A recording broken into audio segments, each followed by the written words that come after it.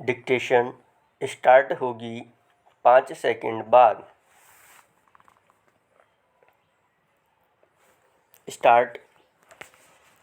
सभापति महोदय, जो रिपोर्ट मद्य निषेध के संबंध में सदन के सामने प्रस्तुत हुई है, मैं उसके संबंध में अपने विचार रखने जा रहा हूँ। इस रिपोर्ट के 2 भाग हैं। इन दोनों भागों में बहुत सी बातों का वर्णन किया गया है। बहुत सारी विवेचना इस रिपोर्ट के अंदर है। मैं इसके विस्तार में जाना नहीं चाहता हूँ, लेकिन कुछ ठोस और विशेष बातें आपके सामने रखना चाहता हूँ। पहली बात तो यह है कि नशाबंदी हमारे लिए आवश्यक है। क्या यह आवश्यक है कि हम मद्यपान न करें?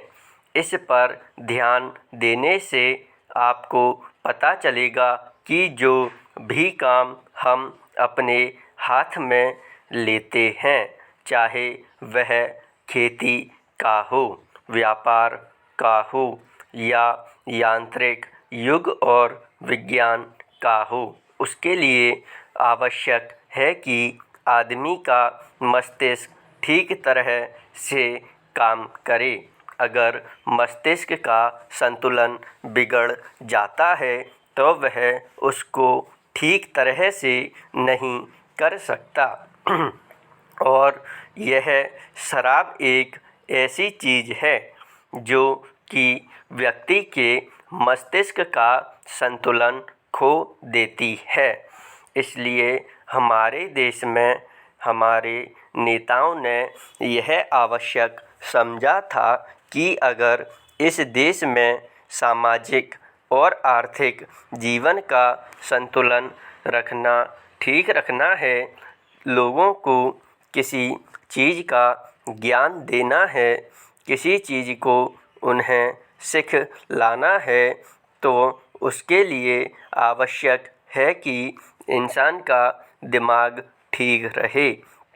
और इसलिए नशाबंदी का होना बहुत ही आवश्यक है।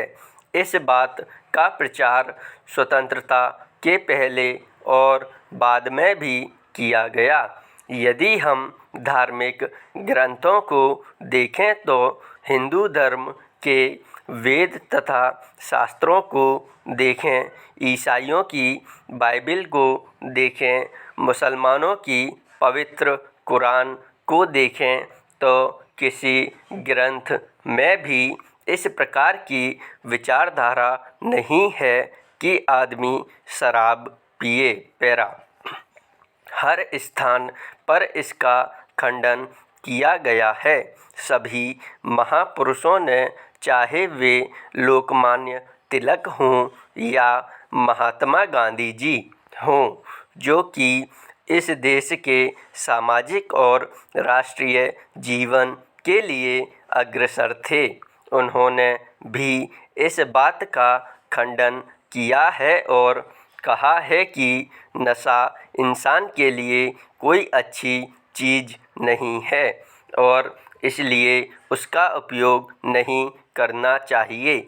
मैं आपके द्वारा इस सदन का ध्यान दिलाऊंगा कि शराबबंदी को जहाँ जहाँ भी ढील दी गई है, वहाँ पर देखने से पता चलता है कि हालत कितनी खराब हुई है। पैरा। सभापति महोदय, शराब पीने से शारीरिक हानि और आर्थिक हानि तो होती ही है, साथ ही साथ सामाजिक जीवन में भी वह बहुत बुरी सिद्ध होती है। जहाँ पर नशाबंदी खुल गई है, मुझे पता है कि महाराष्ट्र और आंध्र प्रदेश के कुछ ऐसे हिस्से हैं जहाँ पर शराबबंदी लागू नहीं है। वहाँ पर दिन दिन अपराध बढ़ते जा रहे हैं। पैरा। मान्यवर, इस अनुदान पर जब हम विचार कर रहे हैं तो हमारे सामने 3 परिस्थितियां हैं। नक्सलवादी किसान विद्रोह, देश के अनेक भागों में अकाल की काली छाया और आंदोलन की बढ़ती हुई लहर। मैं निश्चित रूप से कह सकता हूं कि सरकार की अब तक की खाद्य नीति और कृषि नीति असफल सिद्ध हुई है। इसका मूल कारण क्या रहा? कारण केवल एक रहा है कि क्रांतिकारी भूमि सुधार अब तक वर्ष 55 वर्ष के अंदर भी नहीं किए जा सके, जबकि स्वतंत्रता प्राप्ति के 5 वर्ष में वे कर दिए जाने चाहिए थे। इसलिए हम इस क्षेत्र में अब तक असफल सिद्ध हुए हैं। राष्ट्रीय स्वतंत्रता और संग्राम के ज़माने में सबसे आकर्षक नारा हिंदुस्तान के करोड़ों मानवों को, किसानों को दिया गया था, यानी ज़मीन उनको दी जाए जिनके हाथ ज़मीन जोतते हैं।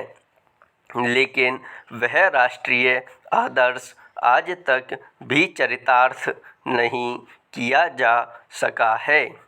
एक तरफ करोड़ों एकड़ प्रति बंजर जमीन पड़ी है, जो कि सरकारी आंकड़ों के हिसाब से 11 करोड़ एकड़ से कम नहीं है। इन जमीनों का उपयोग न होने के कारण से आज किसानों की समस्या हमारे लिए एक महान विभीषिका का प्रश्न बन गई है।